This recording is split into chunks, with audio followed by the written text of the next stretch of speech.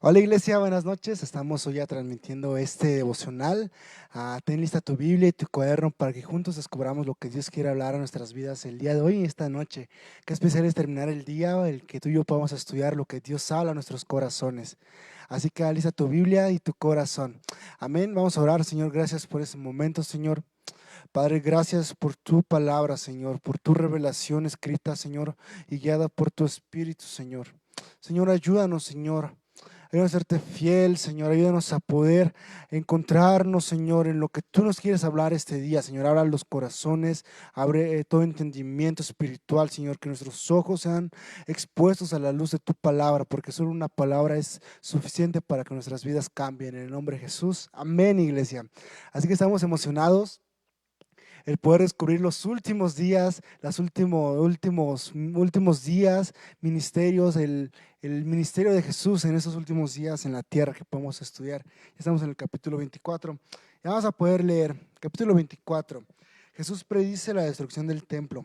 Cuando Jesús salió del templo y se iba, se acercaron sus discípulos para mostrarle los edificios del templo. Respondiéndole, él les dijo: ¿veis todo esto? Y cierto sí, que no quedará aquí piedra sobre piedra que no sea que derribada. Aquí, ¿por qué Jesús está diciendo eso?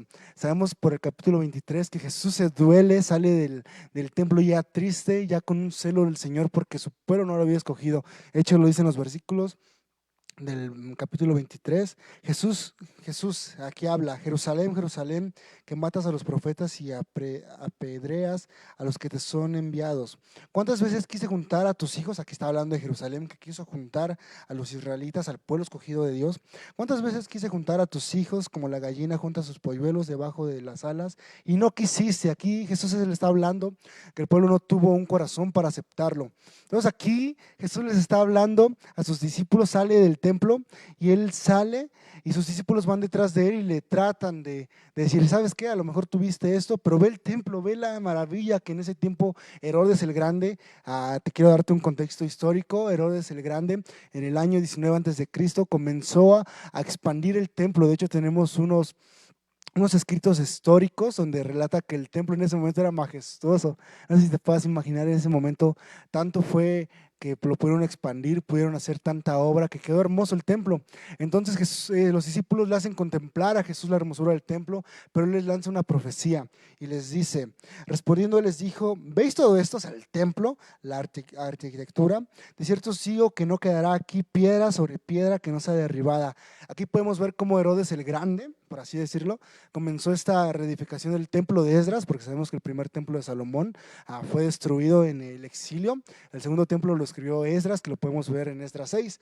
Pero aquí podemos ver cómo Herodes el Grande en el año 19 antes de Cristo y hasta el año 63 después de Cristo, el templo queda por completo totalmente construido. Entonces Jesús lanza esta profecía y alrededor del año 70 después de Cristo es cuando los romanos, en su guerra contra los judíos entre Palestina, los romanos pudieron destruir, y de hecho ahí la historia nos dice que los romanos quemaron todo el templo. O sea, el pueblo judío se escabulló hacia el templo, que era muy grande, ahí se encabulleron, ahí se quedaron, y los romanos lo incendiaron y no quedó ningún rastro del templo hasta nuestra actualidad.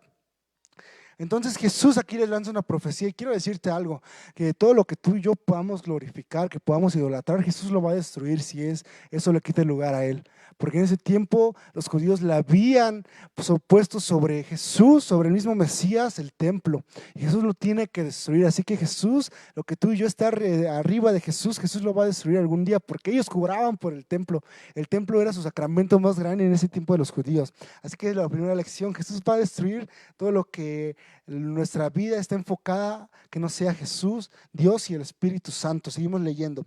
Señales antes del fin.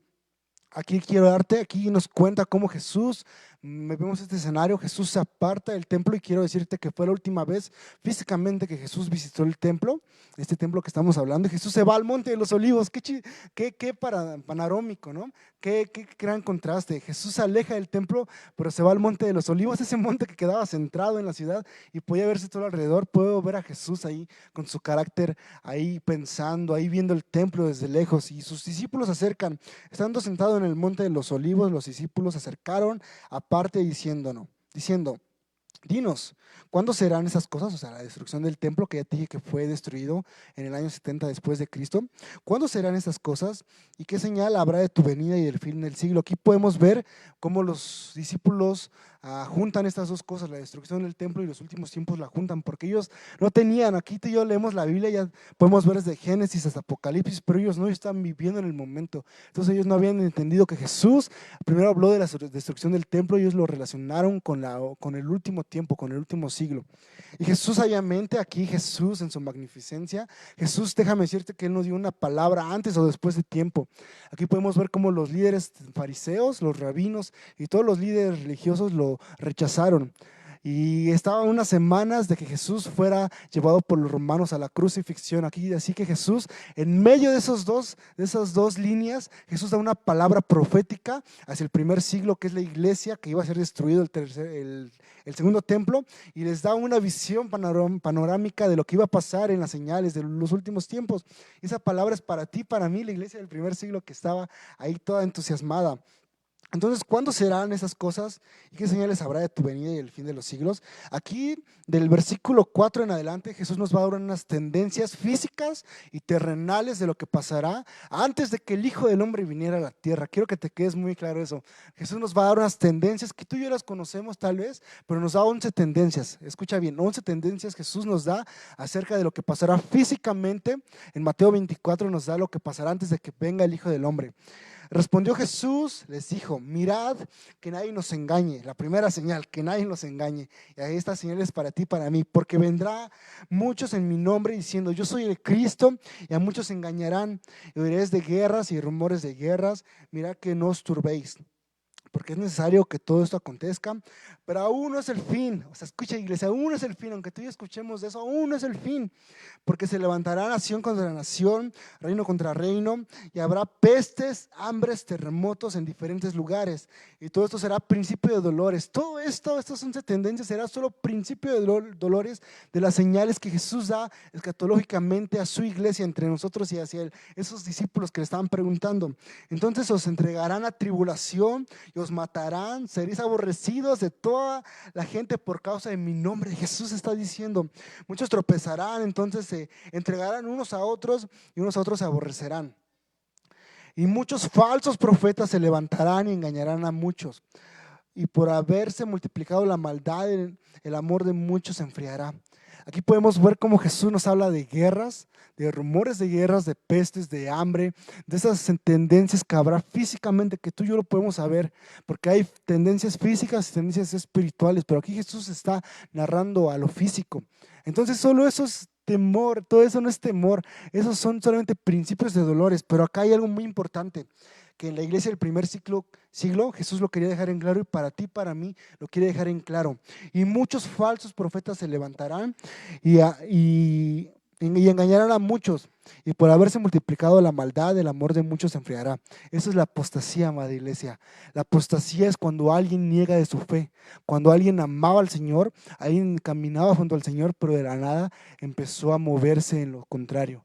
Empezó a negarlo, empezó a dudar de su fe, empezó a decir, ¿para qué voy a la iglesia si no es cierto todo eso? Entonces imagínate, si tú conoces a alguien que está viviendo eso en tu familia, un primo o alguien de tu iglesia que estés viviendo que está pasando eso, en la generación que recibirá al Hijo del Hombre, a Jesús, se levantarán falsos profetas, pero ¿por qué? Porque engañarán a muchos y se habrá una gran apostasía, no lo habremos visto estos tiempos. Habrá tanta apostasía que la iglesia literalmente se va a dividir entre los que aman a Dios, eso lo conocemos como dicotomía, los que aman a Dios y los que aborrecen a Dios. Literalmente esos dos grupos serán los que habrá. ¿Por qué? Porque fueron engañados por los falsos profetas y falsos maestros. Pero hay una tendencia positiva, y aquí quiero que tú y yo la subrayemos, si tienes tu Biblia, en el versículo 14. Y será predicado el evangelio del reino, o sea, el evangelio de salvación en todo el mundo para testimonio a todas las naciones. Entonces vendrá el fin, amada iglesia. Ese es nuestro ministerio, tuyo y mío, el rol de la iglesia. Amada iglesia, mi rol y el tuyo es que podamos llevar el evangelio a otras naciones. Jesús, aquí podemos ver un argumento bíblico, como Jesús nos dice que las señales, los principios de dolores y la venida de Jesús no vendría hasta que todo el evangelio en todo el mundo sería predicado. ¿Y por qué? Porque no habrá una persona que dirá, no te conocí jamás, no escuché hablar de ti. Así que Jesús nos deja en claro esta tendencia positiva para ti, para mí, porque va a haber un gran poder del Espíritu Santo, que la iglesia se va a mover en poder. Vemos profecías que no se han cumplido, que el Espíritu se derramará sobre toda lengua y nación, pero esa profecía es para la última generación, porque vamos a predicar el Evangelio con poder y con una manifestación del Espíritu que jamás se ha visto hasta la última generación. Por tanto, cuando veáis el lugar santo, la abominación desoladora de que habló el profeta Daniel, ¿aquí qué está queriendo decir Jesús? Aquí quiero la traducción original que nos está hablando de abominación, es profanación. O sea, aquí cuando tú y yo leemos abominación en el original, está diciendo la palabra profanación. Y sabemos que el anticristo, aquí está mencionando a Daniel, en Daniel 11, y quiero llevarte a ese versículo para que tú y yo lo podamos estudiar rápido. En Daniel 11, todo Daniel desde el 7, Dios le da una visión a Daniel acerca del anticristo. Entonces Daniel 11:31 dice, y se levantarán de su parte tropas que profanarán. Aquí profanar es la palabra que está ocupando como abominación en Mateo 24. Profanarán el santuario y la fortaleza y quitarán el continuo sacrificio y se pondrá la abominación desoladora. Amada iglesia, aquí está hablando acerca, este versículo, esta división de Mateo 24, está hablando hacia el pueblo de Israel. Aquí podemos ver cómo en Daniel está profetizado que el anticristo profanaría el sacrificio diario. Hasta cuando el tercer templo se levante, el anticristo será ese Mesías, porque hay muchos judíos antimesiánicos, se sentará en ese trono que según le pertenece porque se hará pasar por el Mesías y les va a quitar el sacrificio diario. Entonces aquí está alertando al pueblo de Israel. Aquí ya viene la parte que Jesús le está hablando a su pueblo. Entonces los que estén en Judea, o sea, Jesús ya empieza a hablar a los judíos, huyan a los montes. El que esté en la azotea no descienda para tomar algo de su casa, y el que esté en el campo no vuelva atrás para tomar su capa. Mas hay de los que estén en cintas y de los que críen en aquellos días. Orad pues que vuestra huida no sea en invierno ni en día de reposo, porque habrá entonces gran tribulación, cual no la había desde el principio del mundo hasta ahora ni la habrá. Aquí da dos tendencias, una para la iglesia actual y para la iglesia de ese tiempo. Aquí está hablando acerca de que si tú escuchaste de una guerra, si tú crees que la Segunda Guerra Mundial, la Primera Guerra Mundial fue devastadora, que lo fue, no estamos diciendo que no lo fue, no se comparará otra guerra a la guerra de los últimos tiempos. No habrá más hambruna más grande que en esa tendencia, no habrá más llantos, no habrá nada más grande que en ese momento que Jesús está narrando. Y Jesús le está hablando a su pueblo, o sea, no, o sea, imagínate, entonces los que estén en Judea, huyan a los montes, porque el anticristo va a aborrecer al pueblo de Dios.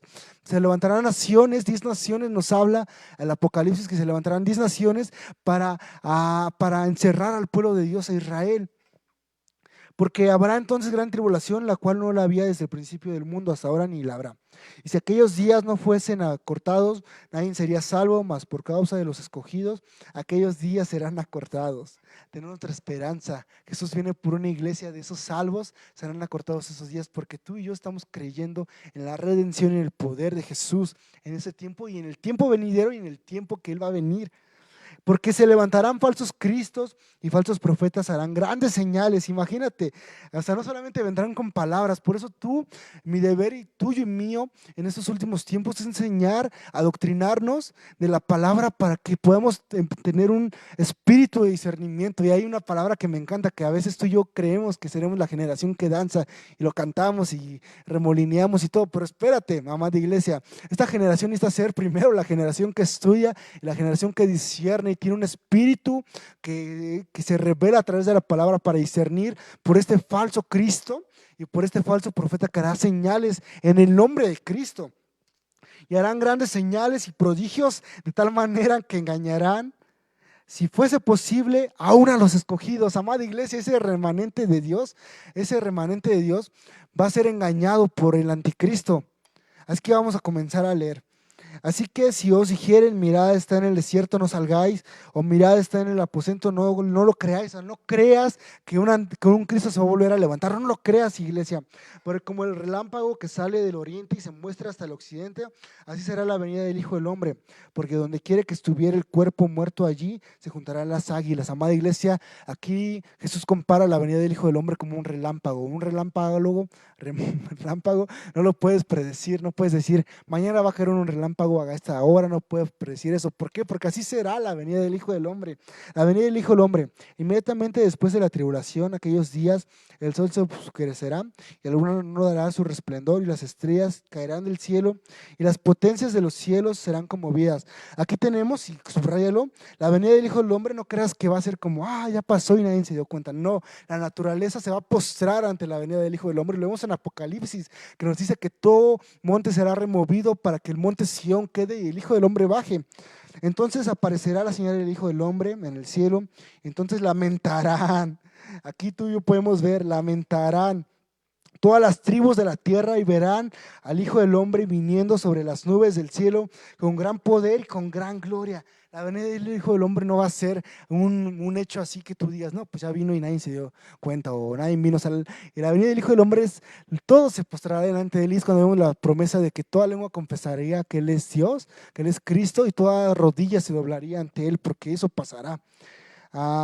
32, de la higuera aprended la parábola, cuando ya su rama está tierna y brotan las hojas, sabéis que el verano está cerca. Así también vosotros, cuando vais todas estas cosas, conoced que está cerca a las puertas. Y quiero que tú y yo nos quedemos como remanente de Dios este versículo, el 33. Así también nosotros, vosotros, ustedes, cuando veáis todas estas cosas, o sea, Jesús nos está mandando a conocer las 11 tendencias que habrán físicamente. Hay más tendencias que nos narran otros profetas, pero Jesús está haciendo énfasis en esto. O sea, es algo que Jesús nos está mandando como deber de su iglesia conocer. Amada iglesia, conoced que está cerca a las puertas. De cierto os digo que no pasará esta generación hasta que todo esto acontezca. El cielo y la tierra pasarán, pero mis palabras no pasarán. Hermosa palabra de confirmación que aparte de Jesús. Pero el día y la hora nadie sabe, ni aun los ángeles de los cielos, sino solo mi Padre. Mas como en los días de Noé, así será la venida del Hijo del Hombre. Porque como en los días antes del diluvio, estaba comiendo y bebiendo, casándose y dando en casamiento hasta el día en que Noé entró a la arca. Y entendieron hasta que vino el diluvio y se les llevó a todos, así será también la venida del Hijo del Hombre. Entonces estarán dos en el campo, el uno será tomado y el otro será dejado. Dos mujeres estarán moliendo, la una será tomada y la otra será dejada. Velad pues, porque no sabéis a qué hora ha de venir vuestro Señor. Si supiese a la hora del ladrón, si el padre de familia supiese a qué hora el ladrón habría de venir, velaría y no dejaría minar su casa. Por tanto, también vosotros estad preparados, porque el Hijo del Hombre vendrá a la hora que no penséis. ¿Quién es pues el siervo fiel y prudente al que puso su Señor sobre su casa para que les dé el alimento a tiempo? Bienaventurado aquel siervo el cual, cuando su Señor venga, le haya siendo así. De cierto os digo que sobre todos sus bienes les pondrá. Pero si aquel siervo malo dijere en su corazón, mi Señor tarda en venir, y comenzar a golpear a sus consiervos y aún a comer y a beber con los borrachos, vendrá el Señor de aquel siervo en día que éste no espera y a la hora que no sabe, y lo castigará duramente y pondrá su parte con los hipócritas. Allí será el lloro, el crujir de los dientes. Aquí así termina el capítulo 24. Mi amada iglesia, ¿qué nos deja este capítulo? Uno aquí hacía con Jesús una comparativa como en los tiempos de Noé. Imagínate, Noé estuvo predicando 100 años el arrepentimiento, el que la gente se pudiera arrepentir, y la gente no le hizo caso, le hacía burla. ¿Por qué? Porque en ese momento, si nos adentramos a estudiar Génesis, no había llovido. O sea, es la primera vez que se escucha en Génesis que iba a llover. Entonces la gente se lo agarró de cuento de, ¿cómo crees? Y jamás hemos escuchado eso, tú estás loco. Así estamos pasando en esta generación. Si tú y yo hablamos acerca de un evangelio de perdón y salvación por medio de Jesucristo, que es la única salvación, la gente se lo agarra de mentira, se lo agarra de, poco, o se lo agarra como de broma. Así que, amada iglesia, ¿cuál es tu deber y mi deber mío que nos está dejando claro el Señor? Uno, el poder discernir las señales que habrán. Pero ¿sabes por qué, amada iglesia? Porque tú y yo podemos creer que al escuchar de una guerra, al escuchar de cosas feas, lo relacionamos con la venida de Jesús. Si no, iglesia, mi deber y mi mensaje que yo te quiero dejar esta noche es que no relaciones solamente la venida de Jesús con las cosas malas, con esas tendencias, guerras, hambrunas, peleas, reino contra reino, o sea, todo lo que tú veas, porque a veces prendemos las noticias. ¿Qué es lo primero que hacemos? Cuando tú, ponte a pensar, cuando tú hablas de la venida del Señor, ¿qué es lo primero que se te viene a la mente? Guerras, se te viene desastres, se te viene ahora la guerra de Ucrania, se te viene mucho en la mente eso. Pero amada iglesia, el clamor a Maranata, que significa ven Señor Jesús, no es tener miedo. El clamor a Maranata es despertar diariamente, el ver un amanecer, el ver a tu familia, a tus hijos y poder decir amén Señor. Jesús viene cerca, Jesús está a las puertas. Debemos de enseñar a nuestros niños, a nuestros hermanos, desde los más jóvenes hasta los más adultos, que Maranata es poder abrir el corazón a la esperanza y decir, a lo mejor mi generación está siendo perversa, pero yo siendo un remanente apartado y discerniendo en los últimos tiempos, mi esperanza está que un día Maranata, el Señor Jesús vendría por su iglesia, vendrá a reinar justamente, porque si tú crees que estas elecciones de México es para a ver qué gobernante es el más justo, y eso no, iglesia. Podemos confiar en las personas, pero ellas fallan. Pero habrá un día un rey que vendrá soberanamente en la tierra a poner su trono y será el único rey justo que gobernará sobre todos los siglos de los siglos. Aquel cordero, ¿te imaginas ese momento glorioso en el que cantemos que al que está sentado en el trono, te exaltamos, Yeshua, lo podremos ver cara a cara? ¿Cuál es nuestro rol, amada iglesia, tuyo y mío? ¿Qué es lo que el Señor nos manda a hacer? Discernir. Discernir los únicos tiempos y orar y apresurar la venida del Señor. ¿Por qué? Tú dirás, ¿por qué apresurar la venida del Señor? ¿Por qué? Porque vimos que el Evangelio sería esparcido por toda la tierra hasta que el Señor venga. Y lo podemos ver en 2 de Pedro 3:12, esperando y apresurando la venida del Señor. Esperando y apresurando la venida del Señor, no solamente esperando y ponerte ahí de amén, ven y así, apresurando, anhelando en nuestro corazón que el Señor Jesucristo vendría con su gloria y poder a nuestra tierra, nos visitaría, amada iglesia. Así que Maranata, esa es nuestra frase tuya y mía. Como te decía, ya a lo mejor ya basta de estar solo cantando, seremos la generación que danza, amén, pero seremos la generación que clama Maranata, anhelando que un rey justo vendría soberanamente a poner su trono de justicia en ti y en mí y en la tierra. Amén. Oramos porque Maranata sea pronto, porque Maranata no sea miedo, porque Maranata no solo sean guerras, porque Maranata no solo sean malas noticias. Maranata es la mejor noticia del mundo. Maranata es lo mejor que nos puede pasar a ti y a mí como creyentes. Porque ahorita tú y yo en la tierra no podemos ver a Jesús.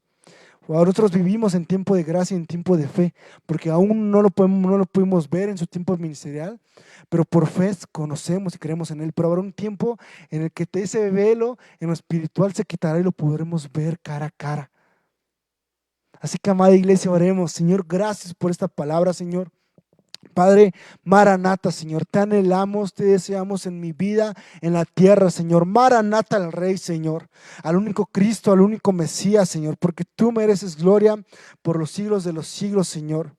Padre, habrá un día en que tu iglesia, Señor, llevará el Evangelio y amén. Oramos por esos misioneros, por esos, Señor, que pongan un corazón de Evangelio en cada persona que está viendo este devocional, Señor.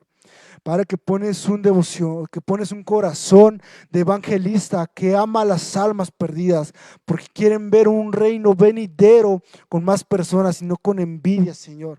No con envidia porque mi vecino no se salve, porque a veces creemos jueces, Señor. Creemos que las personas no se pueden salvar porque pecan mucho. No, Señor, porque una iglesia clama Maranata, porque hay una generación venidera, Señor. Un discernimiento, Señor, que clama Maranata por lo que está estudiando y creyendo, Jesús. Te amamos, Señor, te anhelamos, Señor. Jesús, mi corazón se mueve a Maranata a diario, Señor. Mi corazón se mueve a Maranata a diario, Señor, no solamente por guerras, por destrucción, sino por ver tu rostro algún día. En el nombre de Jesús, amén, iglesia. Así que quédate con esta palabra, amada iglesia. Maranata al Rey. Maranata, el único Mesías, no se levantará otro Mesías. El Mesías ya vino hace 2000 años. Habrá un anticristo que nos querrá engañar a ti y a mí como elegidos y remanente de Dios, pero tú y yo tenemos esto, que el Espíritu Santo ha trabajado por más de 2000 años para revelarnos lo que está escrito aquí. Así que Maranata, que el Maranata sea un despertar diario, no solamente por una guerra. Te bendigo, iglesia, y nos estamos viendo próximamente. Amén.